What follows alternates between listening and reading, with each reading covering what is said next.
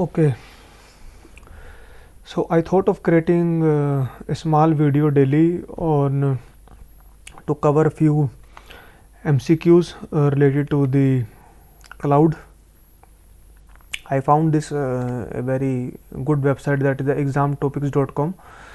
So the owner of this website like they are maintaining a very huge data set of the questions.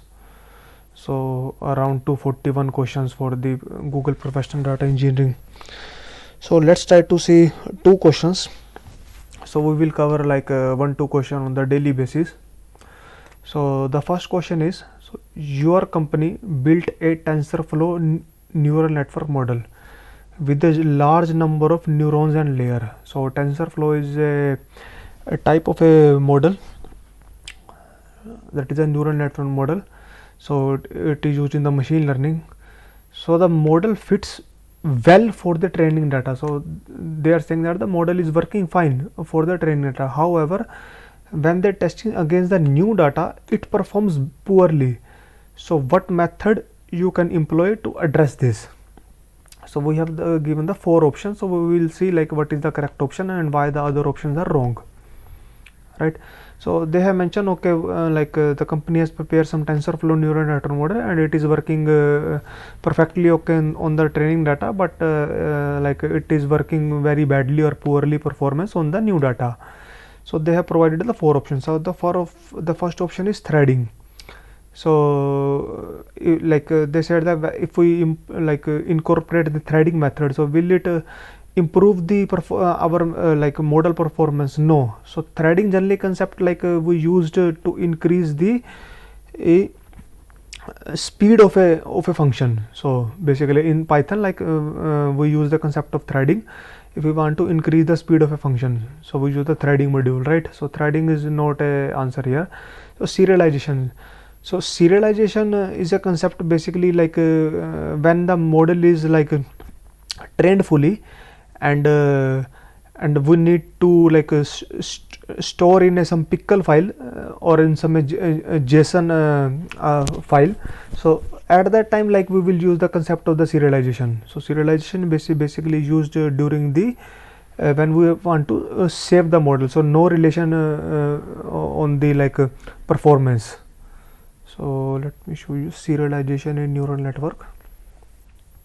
So you see some point while serialization is basically used while saving the model, while loading the model, saving and the serialization model, save and the load keras model.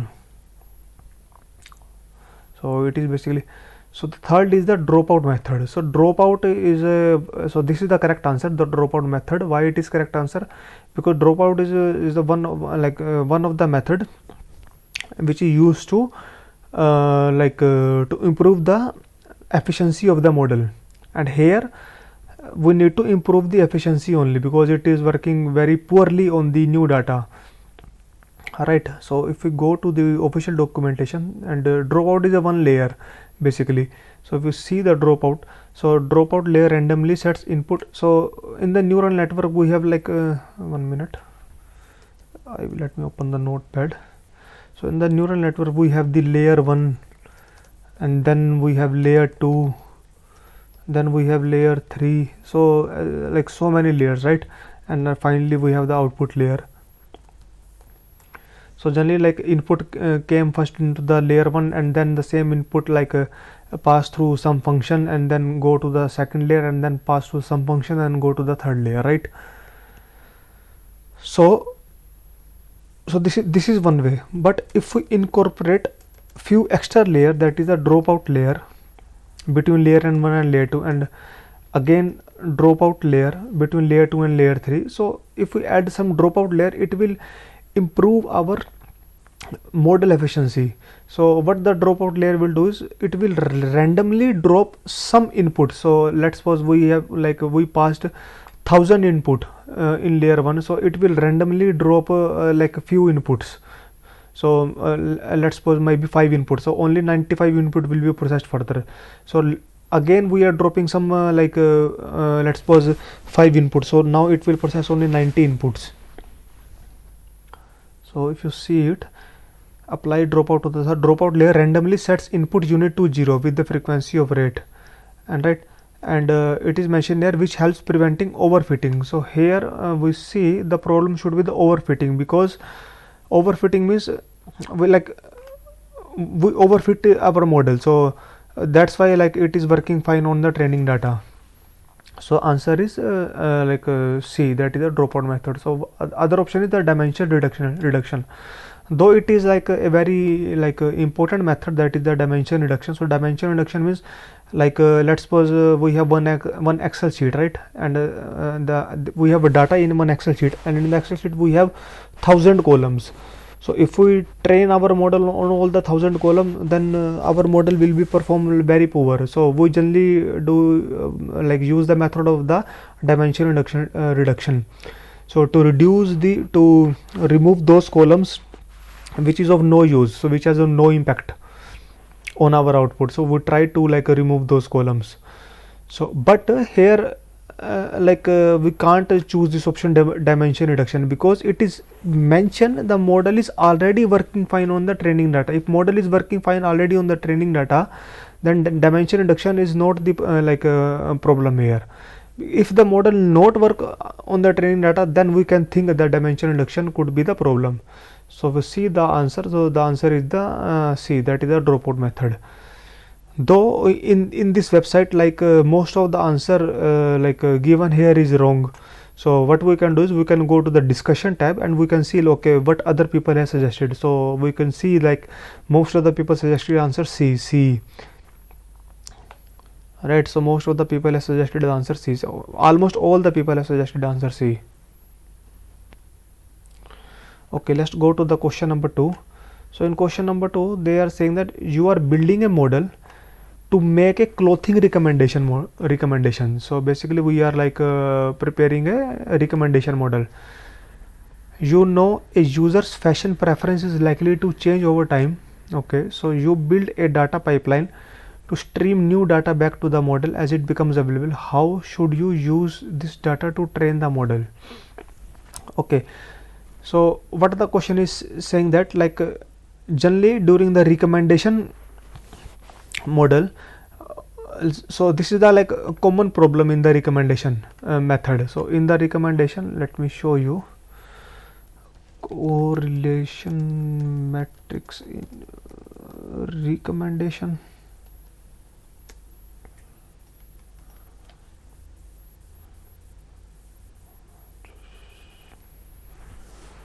So if you see the recommendation model, note the correlation matrix. 1 minute.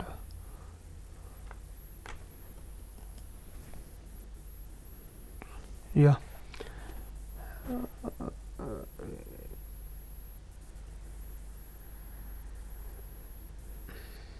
1 minute. Let me zoom it.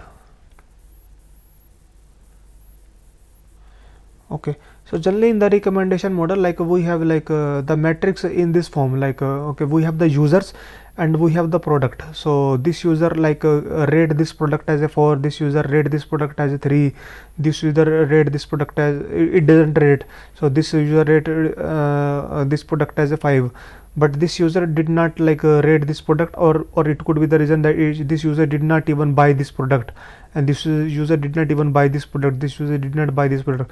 So we need to check whether can we recommend these 3 items to this user or not. So this is the recommendation. So basically one matrix is given, that is the user and their rating. So generally in recommendation model we have such kind of metrics available with us, but so this matrix can be changed from time to time. Let's suppose at the age of 10 years, right? So I like wearing jeans and pant. So when I purchase jeans and pant, I wrote it as a I gave the rating as a 5. But when I become of age 50 years old, so I don't like jeans and pant. So then I purchase kurtas and pajamas, right? So to the kurtas and pajamas, at that time I rate to kurtas and pajamas 5. So my preference change over the time. right? So it doesn't mean that when I was at the age of 10 and I rate the genes as a rating of 5, so when I now my age is 50 years old, let's suppose, so will the website recommend to me genes? No, they should not recommend to me the genes, because my preference already got changed. So this is the problem generally we face in the recommendation model. So the same thing they are saying, that like we have the clothing recommendation model. You know, a user fashion preference is likely to change over time. Yes, correct. So you need to build a data pipeline, so that the new data will be like we can input into the model. So how should you use this train data? So we fed into this model, but like how we will like train the new model? So we have the 4 option given, so we need to like choose. So continuously retrain the model on just the new data. So shall we train the model only on the new data? No. Continuously retrain the model on combination of existing data and the new data. Correct. Train on the existing data while using the new data on your test data set. Totally wrong. Train on the new data set while using the existing data as your test set. No, wrong. So they are saying that like why option 3 is wrong. So they told that train on the existing data. So why would train on the existing data? So on our existing data, model is already trained, right? We need to train on the new data. So that's why this option is wrong. The third option is the option saying that train on the new data and while use the existing data as your test set. So it is when we train on the new data, so when we like try to check the performance as well, so we will like check the performance on the old data as well as the new data. We will not see the performance only on the test set on the existing data. So this is also wrong. So they told that continuously retrain the model on just the new data. So they told that just train the model only on the new data, but what about the existing data? So let's suppose there are the new users only, we have like the user like which rated only 1 year back. So can't we like retrain the model on the on those data? No, we will retrain. So basically the answer is continuously retrain the model on the combination of existing data and the new data. So answer is B. So if you see the discussion tab, so most of the people gave the answer as a B. So if we go to the 1 minute, so this is the like AWS like Amazon website. So Amazon is basically like use this recommendation technique. So if you see, the same thing is like mentioned here. For a model to predict accurately, the data that is making predictions or must have a similar distribution. So model was trained because the data distribution can be expected to drift over time. So that is it change over time. So deploying a model is not one time exercise, but rather than a continuous process. So it is a good practice to continuously monitor the incoming data and retrain model on newer data if you find that data distribution has distributed significantly from the original data distribution. If monitoring data to detect a change in the data distribution has high overrated, then simply strategies to train the model periodically. For example, daily, weekly, monthly, or in order to train model in Amazon ML, you need to create a new model based on your new training data. Okay, so basically we need to retrain the model. So that's why like option 3 and 4 are the girl, because we need to train the model. So basically like generally the people get confused between the option 1 and 2. So I am like so to be honest, like I am giving the answer as per my knowledge. If like you thought the answer should be A, so you can like tell me in the comment section like why the answer should be A, and so give me the reason or some of like the link of the official documentation, not of any just like the MCQ website, because on generally on the MCQ website, so answer might be wrong. So I go generally to the discussion tab. So in the discussion tab, most of the people like say like the answer is B, and like they give some like justification as well. So most of the people even like say the wrong answer, it should be D, though D is wrong. So they told are trained on the new data while use the existing. So this is totally wrong. Maybe some people give C answer as well. So C is totally wrong. Does anyone give the answer to C? No, no one gave the answer C. Most of the people gave B. Some people said A could be A, but in practice is B. Okay, so we cover like 2 questions. So we will cover the rest of the question in the coming videos. Yeah, that's it. So you can go through the website and you can practice the questions if you are preparing for the any cloud examination. So this is a good website, but take care of one thing: don't go with the answer which is provided on the website.